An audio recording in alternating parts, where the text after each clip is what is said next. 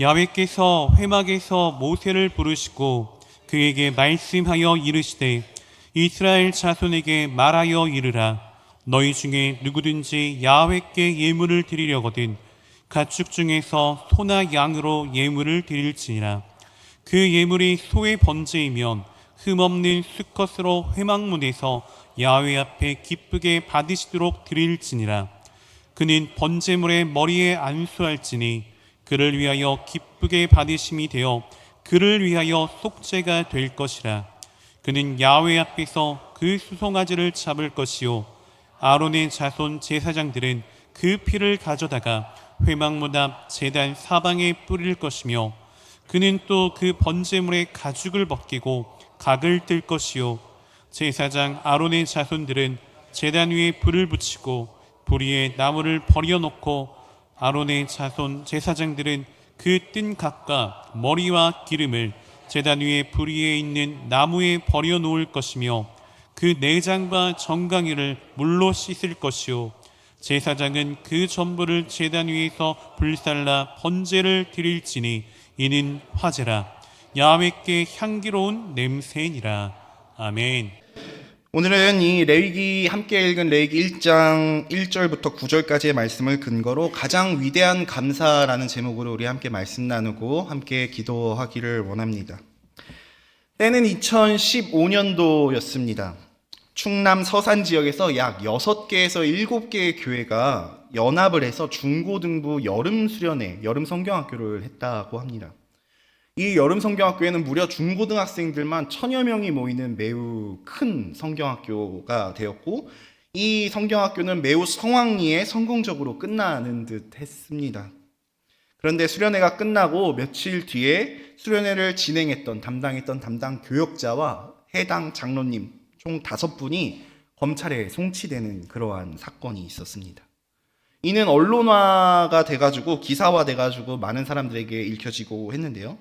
참 이상하고 또 궁금하지 않습니까? 교회에서 여름 성경학교를 했는데 무슨 일이 있어가지고 장로님과 교역자님들이 저희 검찰에 송치가 되었는지, 왜 교역자님들과 장로님들이 검찰에 넘겨졌을까? 그 이유는 당시에 진행했던 한 수련회 프로그램에 문제가 있었습니다. 사진을 하나만 보여주시겠습니까? 제가 기사를 하나 캡처를 해서 왔는데요.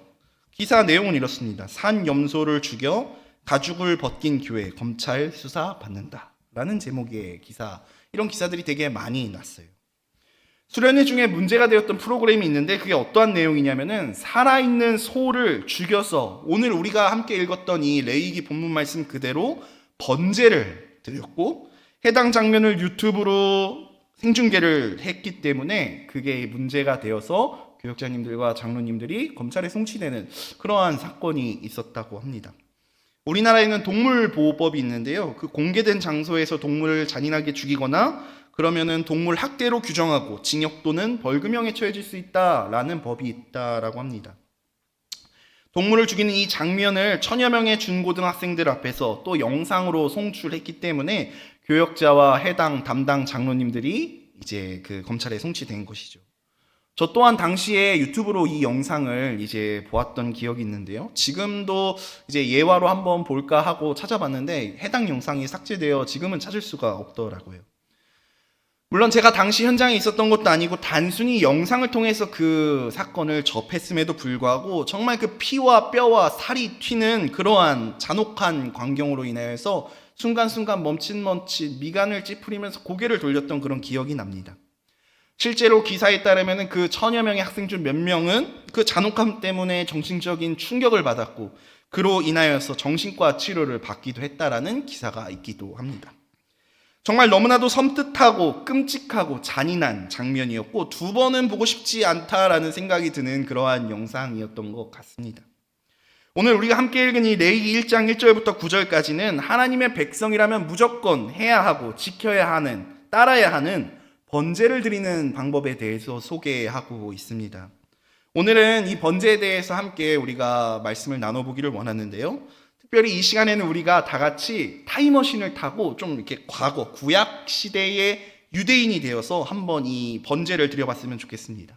우리가 지금 이 자리에서 이렇게 소를 잡을 수는 없지만 최대한 상상력을 동원해가지고 이 시간 오늘 이 본문의 방법대로 제사를 이곳에서 드린다라고 생각해 주시고 같이 한번 따라와 주시면 좋을 것 같습니다. 네. 자, 성도님들께서 이제 제사를 드리셔야 합니다. 하나님 앞에 번제를 드리셔야 돼요. 제일 먼저 무엇을 하셔야 되겠습니까? 네, 제사를 드리기 위해 가장 먼저 필요한 것, 그것은 첫 번째로 흠없는 제물을 회막문까지 가지고 오는 것입니다. 한번 따라해 주시면 감사하겠습니다. 흠없는 제물을 회막문까지 가지고 오기. 오늘 본문 레위기 1장 1절부터 3절까지의 말씀을 제가 한번 읽어보겠습니다. 화면을 보시면서 따라와 주시면 감사하겠습니다. 야훼께서 회막에서 모세를 부르시고 그에게 말씀하여 이르시되, 하나님께서 모세를 불러서 말씀하시고 가르쳐 주십니다. 2절에 보니까 이스라엘 자손에게 말하여 이르라, 너희 중에 누구든지 야훼께 예물을 드리려거든 가축 중에서 소나 양으로 예물을 드릴지니라. 야훼 하나님께 예물을 드리려고는 가축 중에서 뭐를 예물로 드리라고 말씀하십니까? 소나 양으로 예물을 드리라고 하십니다. 그리고 이어서 이제 소를 예로 들어서 제사를 드리는 법을 3절부터 차례로 설명해 주시는데요. 3절 말씀 제가 읽어보겠습니다. 그 예물이 소의 번제이면 흠없는 수컷으로 회막 문에서 야훼 앞에 기쁘게 받으시도록 드릴지니라. 아멘. 우리는 이 방금 읽은 이 세 절의 말씀 속에서 세 가지 단어를 주목해 보아야 합니다. 첫 번째는 가축이라는 단어고요. 두 번째는 흠없는 이라는 단어고, 세 번째는 회막입니다. 먼저 가축입니다. 가축. 짐승은 짐승인데 어떤 짐승이냐면 집 가자에 짐승 축자를 써서 가축이라고 이야기합니다. 다시 말해서 이 짐승은 집에서 기른 짐승이다라는 것입니다. 회막에 오다가 중간에 어디 장터에 들려서 가축을 사서는 안 되고요. 또 야생에서 포획을 하거나 사냥을 해서 데리고 오는 짐승은 안 됩니다. 어떤 짐승이냐? 오직 집에서 기른 가축이어야 합니다. 번제를 드리기 위해 가장 먼저 하셔야 되는 작업은 집에서 기른 흠없는 짐승을 회막문까지 가지고 오시는 일을 하셔야 합니다. 그렇다면 여러분께 질문 드리고 싶습니다. 구약시대에 이스라엘 전역의 회막은 몇 개나 있었을까요? 오늘날 우리나라의 그 교회처럼 동네마다 막 수십 개씩 회막이 있었을까요? 그 어떤 통계 자료 조사를 보니까 대한민국에는 편의점 수보다 교회 수가 더 많다는 통계도 있던데, 당시 이스라엘에는 회막이 몇 개나 있었을까요? 이스라엘 12지파니까 12개가 있었을까요? 이스라엘 전역의 회막은 단 하나였습니다. 하나. 회막이 예루살렘에 있다라고 가정하면은 가장 멀리서 회막을 찾아오는 사람은 무려 200km 정도를, 우리로 치면은 서울에서 대구 정도 되는 거리를 걸어서 소를 끌고 회막까지 찾아오셔야 하는 겁니다. 상상해 보십시오. 구약 시대입니다. 기원 전이에요. 트럭도 없고 기차도 없고 비행기도 없습니다. 소를 끌고 소랑 오붓하게 회막까지 걸어오셔야 되는 거예요. 이스라엘에는 지형상 산도 있고요, 강도 있고 우리나라에는 없는 사막도 있습니다. 사막의 온도는 한낮 온도가 무려 50도 넘게 올라간다라고 합니다. 다시 말해서 집에서 고르고 고른 흠없는 가장 완벽하고 훌륭한 소를 끌고 태산을 넘고 험곡을 지나서 배 타고 강을 건너 사막을 지나 회막까지 오셔야 되는 거예요. 그렇게 겨우겨우 힘들게 수십일, 어쩌면 수개월 동안 기나긴 여정을 거쳐서 회막에 왔습니다. 회막에 도착해서 소를 딱 보니까 중간에 어디서 오다 긁혔는지 소에 조그마한 상처가 있는 게 보입니다. 큰 상처 아니고 정말 어디 나뭇가지에 긁힐 것 같은 조그마한 상처가 있어요. 여러분, 소에 상처가 있다는 건 무슨 뜻입니까? 흠이 생겼다는 겁니다. 그렇다면은 작은 상처이지만 이 흠이 생긴 소 어떻게 해야 됩니까? 이 흠이 생긴 소는 하나님 앞에 드릴 수가 없습니다. 다시 집으로 잘 데리고 돌아가서 새로운 흠없는 소를, 가축을 데리고 회막까지 다시 오셔야 되는 거예요. 그러니까 우리는 오늘 이 본문 1, 2, 3절을 그냥 읽지만 오늘 본문을 읽고 그 1, 2, 3절 그 첫 단계 그 동물을 데리고 회막까지 오는 이 과정만 해도 이스라엘 끝에 사는 단 지파나 므낫세 지파의 경우에는 짧게는 몇 달부터, 짧게는 몇 달에서 많게는 반년 이상 걸리는 그러한 작업이다라는 것이죠.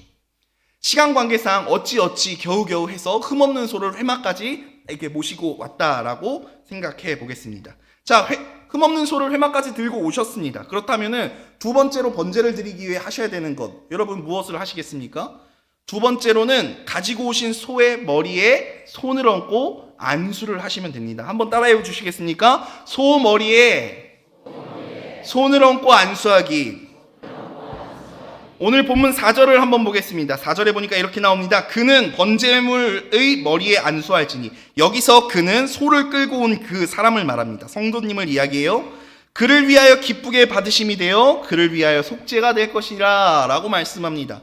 레위기 16장에 보니까 소의 머리에 손을 얹고 자신의 죄를 야훼께 고백하게 되어 있습니다. 그러면은 그 사람의 죄가 소의 손을 얹고 이제 죄를 고함으로 말미암아 내 죄가 소에게 가는 전가되는 그러한 일이 벌어진다라고 합니다. 자, 첫 번째로 흠없는 소를 회막까지 잘 끌고 왔습니다. 두 번째로 소의 머리에 손을 얹고 안수를 하셨어요. 죄를 고해서 죄를 소에게 전가시켰습니다. 세 번째, 다음에 하셔야 되는 거 무엇인 줄 아십니까? 이제는 소를 죽이셔야 합니다. 소를 죽여서 피를 받고 그 피를 회막, 문 앞, 제단, 사방에 뿌리셔야 합니다. 5절 말씀 제가 한번 읽어보겠습니다. 그는 야훼 앞에서 그 수송아지를 잡을 것이요 아론의 자손 제사장들은 그 피를 가져다가 회막 문 앞 제단 사방에 뿌릴 것이며 라고 말씀하십니다. 소를 가지고 오셔서 소에 안수하고 죄를 고한 성도님 본인이 이제 직접 소를 잡으시는 일이 남았습니다. 옆에 있는 제사장이 대신 잡아주는 게 아니라요, 이 소를 끌고 온 제사를 드리는 주체가 되신 그 성도님께서 직접 이 소를 죽이셔야 해요. 제사장이 칼을 가져다 줍니다. 그러면은 이제 여러분이 소를 한번 잡는다라고 한번 상상해 봅시다. 많은 분들이 착각하시는 게 있는데 마치 영화의 한 장면처럼 이렇게 뭐 칼만 쫙 뽑았다 하면은 소가 이렇게 잘 죽을 거라고 착각하십니다. 근데요, 지금 이 성경이 쓰여진 이 시기는 구약 시대입니다. 기원전 그 시대에 칼이 날카로우면 얼마나 날카롭고 얘기가 있으면 또 얼마나 뾰족하고 했겠습니까? 날카롭지도 뾰족하지도 않은 그 무디고 무딘 칼을 제사장이 드리면은 그걸 잡고 이제 소를 잡으셔야 하는 거예요. 옆에 있는 제사장이 소가 발버둥 치지 않게 붙잡아 주는 역할을 합니다. 그러면서 쉽게 이 소를 죽일 수 있는 세 가지 부위를 이야기해 드릴 거예요. 소를 세 가지 쉽게 잡을 수 있는 부위. 첫 번째는요, 소의 심장입니다. 두 번째는 미간. 그리고 세 번째는 동맥입니다. 셋 중에 어디를 찔러서 죽일지는 이제 소를 죽이시는 분의 마음이겠죠. 자, 심장을 먼저 찌른다라고 가정 한번 해보겠습니다. 제사장이 대략적인 소의 심장의 위치가 여기입니다. 여기를 잘 찌르시면은 소가 한 번에 죽습니다 라고 위치를 알려줘요. 그러면은 일반인이 소의 심장을 한 번에 내려 찍어서 직사시킬 수 있는 확률이 얼마나 될까요?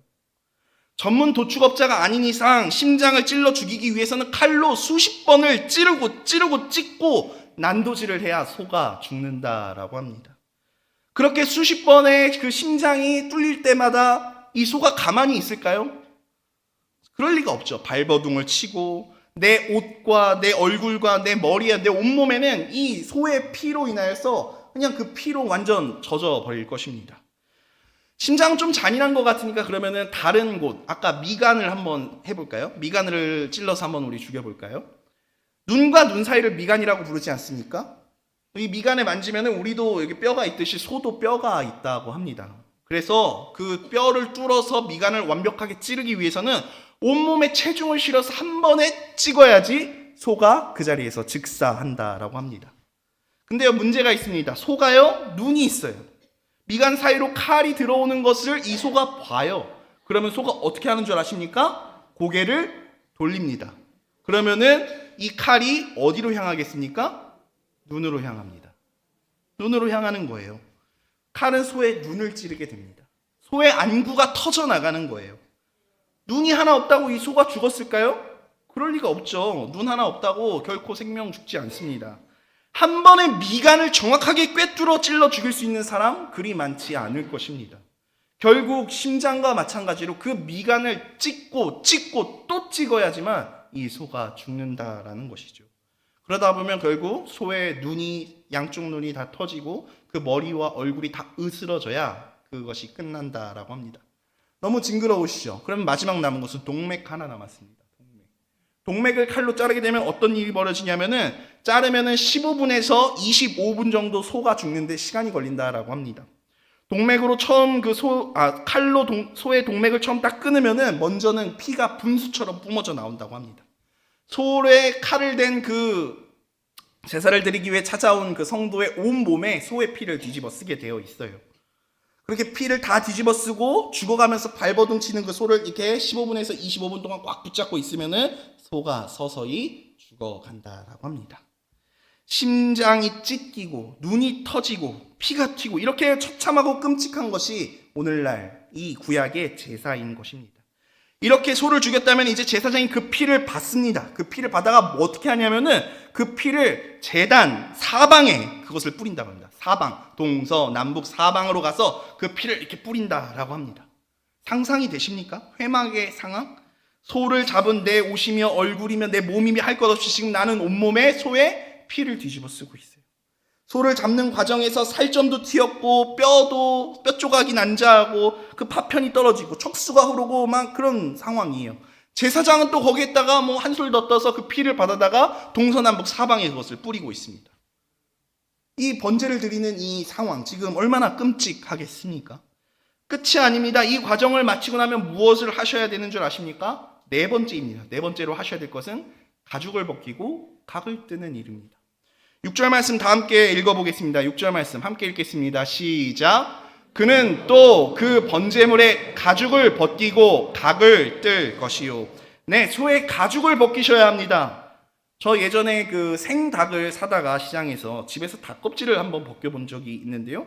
그 작은 닭껍질 하나 벗기는 것도 저에게는 너무 어렵고 힘든 작업이더라고요. 하물며 여러분 지금 이것은 소의 가죽을 벗기는 일입니다. 그 큰 소의 가죽을 온전히 다 벗기셔야 돼요. 가장 건강하고 흠이 없는 숫소라고 이야기합니다. 얼마나 크겠습니까? 얼마나 강성하겠습니까? 그 가죽을 싹 다 벗기셔야 돼요. 이미 소를 잡는 과정에서 내 머리, 옷 다 흐트러졌을 것입니다. 피로 내 온몸 다 젖었을 것이고요. 그 상태로 지금 소의 가죽을 벗기셔야 합니다. 그렇게 있는 힘을 다하여 소의 가죽을 벗겼다라고 가정해 보겠습니다. 그 다음에 하셔야 되는 것은 각을 뜨셔야 됩니다. 각을 뜬다라는 게 무엇인 줄 아십니까? 제 손바닥 한번 봐주시겠습니까? 제 손바닥을 보면 엄지손가락은 2마디로 되어 있습니다. 하나, 둘. 그 외의 손가락은 하나, 둘, 3마디로 되어 있어요. 각을 뜬다는 게 뭐냐면은 뼈의 마디와 마디를 분리시킨다라는 것을 각을 뜬다라고 이야기합니다. 그러니까 손가락, 손목, 팔꿈치, 어깨 등등등등등. 그 관절과 관절을 잇고 있는 핏줄과 힘줄을 다 끊고 근육을 잘라서 연골을 쪼개는 작업, 이것이 각을 뜨는 작업입니다. 온 뼈의 마디마디를 분리하는 게 각을 뜨는 작업이라고. 이 각을 다 뜨셨다라고 하면은 이제 정말로 마지막입니다. 5번째, 마지막으로는 제단에 그 제물을 올리고 태우기만 하시면 됩니다. 7절부터 9절 말씀 함께 읽어보겠습니다. 7절 말씀 함께 읽어볼까요? 시작. 제사장 아론의 자손들은 제단 위에 불을 붙이고 불 위에 나무를 버려놓고 아론의 자손 제사장들은 그 뜬 각과 머리와 기름을 제단 위에 불 위에 있는 나무에 버려놓을 것이며 그 내장과 정강이를 물로 씻을 것이요 제사장은 그 전부를 제단 위에서 불살라 번제를 드릴지니 이는 화제라 야훼께 향기로운 냄새니라. 아멘. 제단 위에서 각든 소를 올리고 불사르면 비로소 이 제사의 모든 과정이 끝나는 것입니다. 근데 마지막 이 성경 구절에 보니까 제가 노란색으로 볼드 처리를 해달라고 부탁을 드렸는데요. 이 구절 후반절에 이 모든 것이 야훼께 향기로운 냄새라라고 말씀합니다. 야훼께 향기로운 냄새라. 하나님께서 지금요 이 광기 어리고 이 잔인한 과정을 어떻게 표현하고 계십니까? 이거 향기롭다. 이것을 좋아하신다라고 하나님 말씀하십니다. 온몸에 피를 뒤집어 쓰고 행하는 잔혹하고 끔찍한 이 죽은 동물을 조각조각 내어서 태우는 이 냄새를 맡으시면서 하나님이 야 향기롭다 라고 말씀하신대요. 여러분 이해가 되십니까? 칼로 찍어서 찢고 심장을 뚫고 미간을 쪼개고 동맥을 끊어서 그 피를 다 빼고 뼈와 살을 분리해서 각을 떠서 그것을 태울 때 하나님께서 그것을 보시면서 야 너무 향기롭다 너무 좋다 라고 말씀하신대요. 하나님께서는 왜 이렇게 이해할 수 없는 이 행위를 향기롭다라고 말씀하실까요? 우리가 소의 머리에 처음에 안수를 하지 않았습니까? 그 안수를 하면서 죄를 고백하잖아요. 그 안수 이후에는 소만 죽는 게 아니라 죽는 게 하나 더 있습니다. 그것이 뭔 줄 아십니까? 죄가 죽는 것입니다. 죄가 찢어 죽는 것이기 때문에 하나님 이것을 향기롭다라고 합니다. 죄의 심장이 찢어지고 죄의 동맥이 끊어지고 죄의 가죽이 벗겨지며 죄의 미간이 쪼개지고 죄의 뼈 마디가 난도질 당해서 죄가 죽는 것, 죄가 태워지는 이것을 보면서 하나님께서 향기롭다라고 말씀하신다라는 것이에요. 하나님께서는 이 양과 소가 죽는 것을 원치 않으시는 하나님이십니다. 우리 하나님 동물을 학대하시는 그런 하나님 아니십니다. 이 동물을 지으시고 창조하신 분이 바로 우리 하나님이십니다. 하나님께서는 지금 죄가 죽는 이 과정을 기뻐하시고 이것을 향기롭다라고 말씀하시는 것입니다. 사랑하는 여러분, 한번 생각해 봅시다. 철수라는 사람이 있습니다. 근데 이 철수라는 사람이 범죄했습니다. 죄를 저질렀어요. 그러면 이 감옥에 가야 하는 건 누굽니까? 철수죠. 그렇죠? 그게 당연한 것입니다. 그렇다면 여러분에게 질문 드리겠습니다. 내가 하나님 앞에서 죄를 지었습니다. 내가 알고 지은 죄, 모르고 지은 죄, 살아가면서 짓는 그 수많은 죄, 그 죄에 대한 죄값 누가 받아야 마땅합니까? 내가 받는 것이 너무나 마땅하단 말입니다. 칼로 내 동맥을 잘라 피를 쏟고 내 심장을 난도질하고 내 가죽을 벗기고 뼈 마디마디 각을 떠서 나를 태워야지만 나를 향한 하나님의 그 진노와 그 죄가 사라지는 것입니다. 그것이 죄이고 이것이 죄값입니다. 근데요, 하나님께서 이 찢어 죽어 마땅한 죄인에게 이렇게 말씀하시는 것입니다. 내가 너를 사랑한다. 내가 너를 이렇게 사랑하는데 어떻게 너에게 이러한 끔찍한 일을 너에게 할 수 있겠어? 그러니까 빨리 너의 죄를 저 소에게 전가시켜. 그래서 제사를 드릴 때 소의 머리에 손을 얹고 우리의 죄를 고백하고 안수하면은 우리의 죄가 소에게 전가된다라고 말씀드렸죠. 근데 그 내 죄가 소에게 넘어감과 동시에 소에게서 나에게 오는 것이 있습니다. 그게 무엇인 줄 아십니까? 소의 흠없음입니다. 소는 소인데 무슨 소였는지 기억하시죠? 흠없는 소였습니다. 내 죄는 소에게 전가되고 소의 흠없음이 나에게 오는 거예요.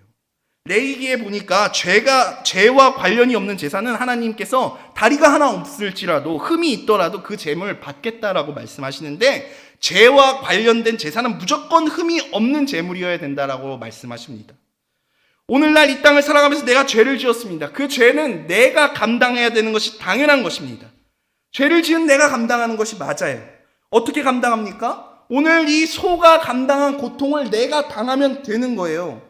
근데 하나님께서, 그 사랑의 하나님께서 오늘 이렇게 말씀하시는 거예요. 내가 너를 너무나도 사랑해. 그래서 나는 너를 그렇게 죽게 고통스럽게 놔둘 수가 없어. 그래서 하나님께서 저와 여러분을 위하여 준비하신 것이 있습니다. 그게 뭔 줄 아십니까? 자기의 단 하나밖에 없는 아들, 그 독생자 예수님을 하나님의 어린 양으로 우리에게 보내주셨습니다. 그리고 우리에게 이렇게 말씀하시는 겁니다. 얘야, 빨리 너의 그 죄를 내 아들 예수에게 빨리 전가시켜라. 넘겨라. 마땅히 내가 짊어져야 될 나의 죄와 사망의 저주, 그 피가 난자하고 뼈와 살이 튀는 처참한 십자가의 그 형벌, 그것은 다른 누군가가 아닌 내가 받아 마땅한 것이었습니다. 근데 나에게 쏟아져 마땅한 그 죄값과 하나님의 진노를 예수님께서 대신 받으신 거예요. 여러분, 아까 안수할 때 내 죄가 소에게 가고 소의 흠없음이 나에게 온다라고 말씀드리지 않았습니까? 우리가 예수님께 믿음으로 내 죄를 전가할 때 예수님의 무엇이 우리에게 오는 줄 아십니까? 내 죄는 예수님께로 가고 반대로 예수님의 그 흠없음이 나의 흠없음이 됩니다. 나의 죄는 예수님께 가고 그 아무 흠이 없으신 예수님께서 그 흠없음이, 예수님의 흠없음이 나의 흠없음이 됩니다. 또한 예수님은 하나뿐인 하나님의 독생자, 하나님의 아들이시잖아요. 그분의 자녀됨, 그 자녀됨이 누구의 자녀됨이 됩니까? 내 자녀됨이 됩니다. 또 예수님의 그 거룩하심과 의로우심이 나의 것이 됩니다. 나를 위하여 자기 목숨을 버리신 그 예수님의 생명이 내 안에 들어오는 것입니다. 예수님의 그 능력이, 예수님의 소망에, 그 예수님의 그 모든 것이 이제는 내 안에서 나의 것이 되는 것이죠. 그렇기 때문에 예수님의 거룩하심을, 그 예수님의 흠없으심을, 그 예수님의 능력을, 그 소망을 갖게 된 사람은 결코 이전과 같은 삶을 살아갈 수 없는 것입니다. 그 사람은 예수님의 삶을, 즉 작은 예수의 삶을 살아갈 수밖에 없는 것이죠. 로마서 말씀에 보면 사도 바울이 하나님께서 우리를 의롭다 칭하셨다라는 말이 나옵니다. 저를 포함하여 여기 있는 그 누구도 자신의 행위로 의롭다라고 말할 수 있는, 자신의 행위로 의인이 된 사람 아무도 없습니다. 여전히 내 삶은 엉망이고 내 성품과 행실은 여전히 연약하고 부족하지만 내가 잘나서, 내가 거룩해서, 내가 깨끗해서가 아니라 예수님의 그 의로우심이 나의 것이 되었다는 거예요.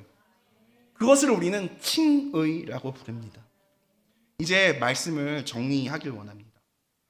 사랑하는 여의도 순복음 송파교회 성도 여러분, 내일 모레 돌아오는 주일은 추수감사 주일입니다. 한 해 동안 나에게 베푸시고 나를 입히시고 먹이시고 돌보신 그 하나님의 은혜에 감사하는 날이 추수감사절 아니겠습니까? 근데요, 우리가 결코 잊어서는 안 되는 그 은혜와 감사가 있습니다. 그게 무엇인 줄 아십니까? 바로 나를 위하여 십자가를 지시고 그 대속하신 그 대속의 은혜입니다.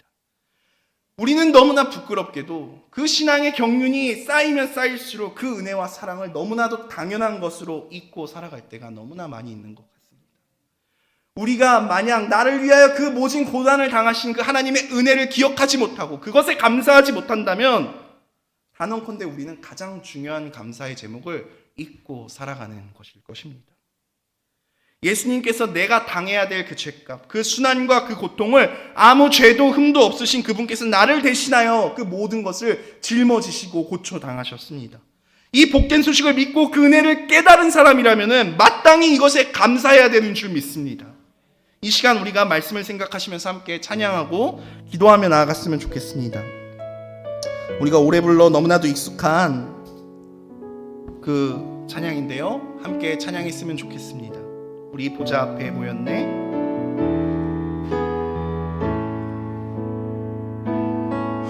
우리 보좌 앞에 모였네. 함께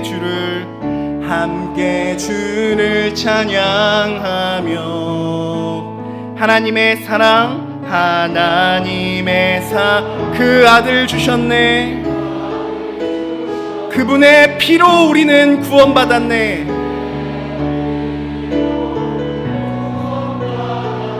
아멘. 십자가에서 쏟으신 그 사랑 강같이 온 땅에 흘러 강나라와 족속 백성 방언에서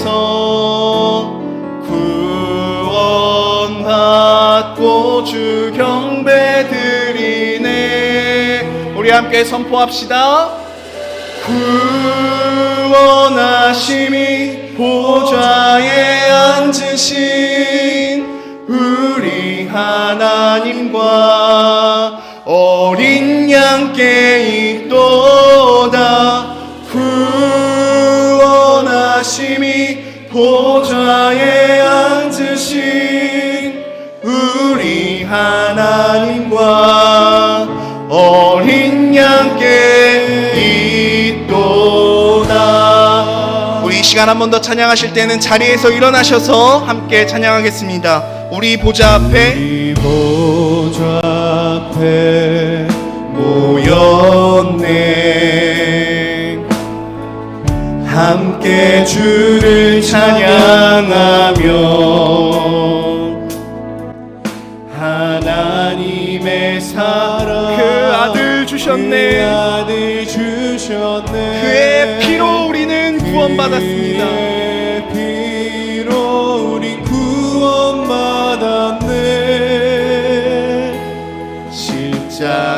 십자가에서 쏟으신 그 사랑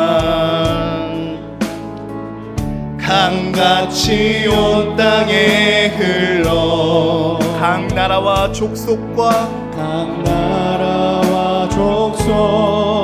백성 방언에서 구원받고 주 경배 드리네. 구원하심이 보좌에 앉으신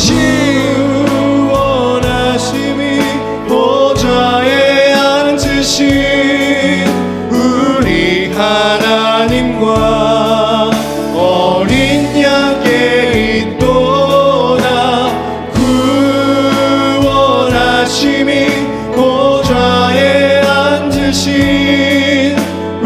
우리 하나님과 어린 양께 있도다. 구원하심이 보좌에 앉으신 어린 양께 있도다.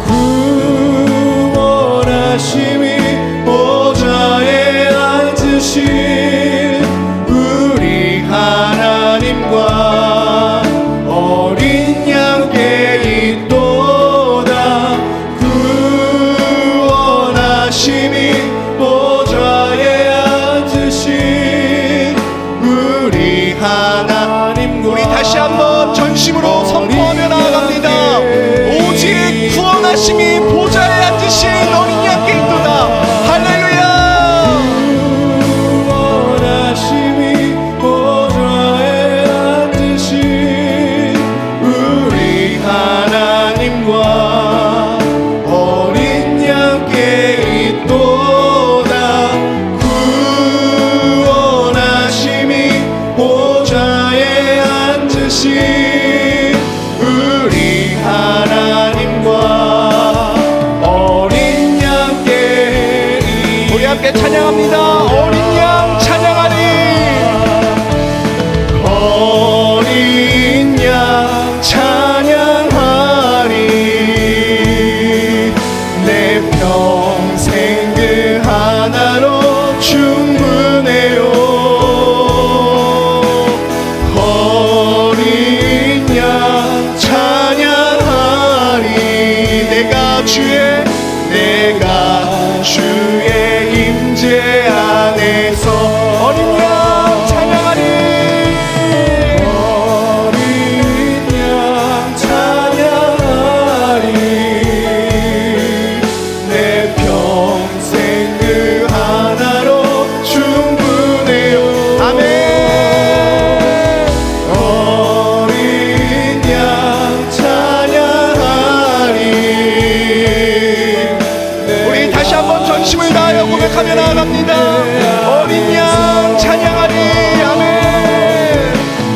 어린 양 찬양하리. 내 평생 그 하나로 충분해요. 어린 양 찬양하리. 어린 양 찬양하리. 내가 주의 임재 안에서. 사랑하는 여러분, 이 시간 함께 기도하기를 원합니다. 여러분, 하나님은 여러분을 사랑하십니다. 교회 오셨으니까 그냥 드리는 흔한 인사말이 아니라 나를 사랑하사 자격 없는 나를 대신하여 당신의 하나뿐인 독생자와 맞바꿀 만큼 하나님은 당신을 사랑하십니다. 여러분, 우리가 이 사랑을 받았습니다. 어찌 감사하지 않을 수 있겠습니까? 이 사랑에 어찌 감격하지 않을 수 있겠습니까? 이 시간 우리 함께 기도하며 나아가실 때 하나님, 그 사랑과 그 은혜를 되새기는 이 밤이 되기를 원합니다. 그 사랑의 감격과 그 기쁨과 그것을 회복하는 내가 되게 하여 달라고 우리 이 시간 다 같이 주님의 이름을 3번 부르시고 통성으로 기도하며 나아갑니다. 주여